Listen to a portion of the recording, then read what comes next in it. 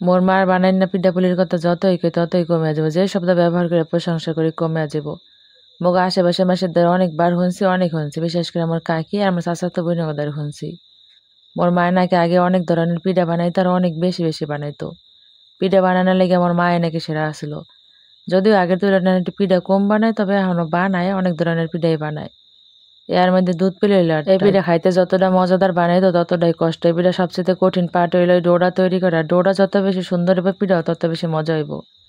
এই ডোটা বানাইতে অনেক বেশি ধৈর্যর অনেক কষ্ট লাগে। মোর মায়ের অনেক সুন্দর করে ডোটা বানাই নিল। এইদিকে দুধ পুলির মধ্যে যে পুর দিব পুরটা রেডি করে লইতেছে। পুরটা বানাইতে বেশি কিছু লাগে না। কথানি পানি গরম করে পানির মধ্যে চিনি দিয়ে আসাইয়া তারপর দিয়ে দিতে ভাজা নারকল। ভাজা নারকল দিয়ে কিছু সময় ভাজাভাজি করলেই পুর রেডি। এরপরে পুর রেডি হয়ে গেলে একটু সময় ঠান্ডা করে এরপর যে যার ডিজাইন করে লইলে হয়ে যায় দুধ পুলি পিঠা। যদিও পিঠা বানানো হয়েছে কিন্তু আমাদের খাওয়ার যোগ্য নেই। খাওয়ার যোগ্য করার লেগে আরো কিছু কাম করতে হবে। এলো গরুর দুধ পাইলের মধ্যে দিয়ে গরম করতে হইব। পরিমাণ মতন চিনি দিতে হবে, চিনি একটু বেশি দিতে হয়, পিঠাটা একটু বেশি মিষ্টি দিয়েই খায়।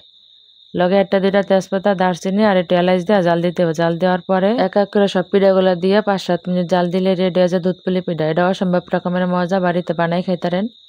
লাইক কমেন্ট করে পাশে থাকবেন। ধন্যবাদ সবাই অনেক বেশি ভালো থাকবেন।